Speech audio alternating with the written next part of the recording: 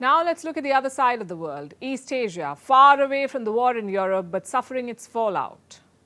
The world is divided. Clear military camps and alliances have taken shape.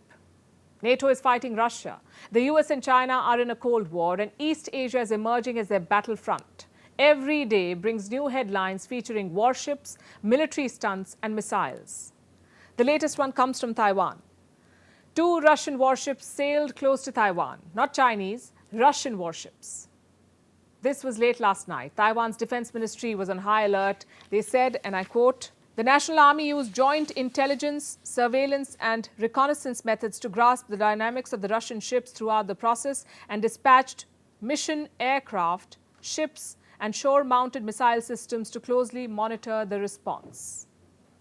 We don't know just how close the Russian warships got to Taiwan. The ministry did not specify the distance, but they were close enough for Taiwan to put up its guard. And you must understand, Taiwan is no stranger to territorial incursions. Their neighbor is China, after all. And Beijing's aggression is almost routine. Let me show you something. This is the Taiwan Defense Ministry's Twitter feed. Every day it reports incursions by the Chinese Air Force and Navy. And despite this daily pressure, the Russian vessels found special mention because they escalate the already tense situation in East Asia. To understand this further, we need to zoom out, to look at the region as a whole. You have the no-limits partners on one side, that is Russia and China. They call themselves each other no-limits partners. They're joined by their old friend North Korea, a country that keeps testing ballistic missiles. It wants to develop nuclear weapons. It wants to threaten South Korea and Japan, and that's what it does. So this is one camp, China, Russia, North Korea.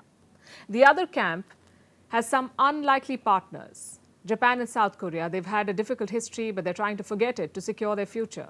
These 2 countries are under the American security umbrella.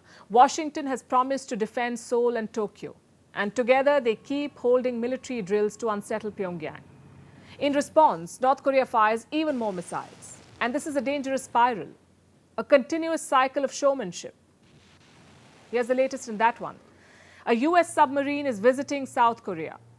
Not just any submarine, it's an Ohio-class warship, the largest class of submarines ever built for the US Navy, nuclear-powered and nuclear-armed.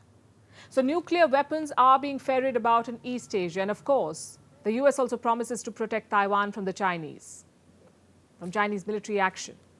So add Taipei to their camp, and what do you get? A powder keg, ready to explode at the slightest provocation, and that's exactly what the Russian warship stunt near Taiwan is being called, a provocation. As if that wasn't enough, Russia seems to be doubling down. After all this drama, Moscow released footage of a military drill in the Sea of Japan. Russia's defense ministry chose this day, today, to release this video. It shows a corvette ship shooting down an anti-ship missile. The timing is suspect, and the build-up is dangerous. China versus Taiwan, North Korea versus South Korea and Japan, Russia versus American allies, America versus the Asian mainland. It's a mess, and a dangerous one at that. All sides need to do their bit to diffuse the tensions, because if they don't, one wrong move can send the world into another catastrophic war.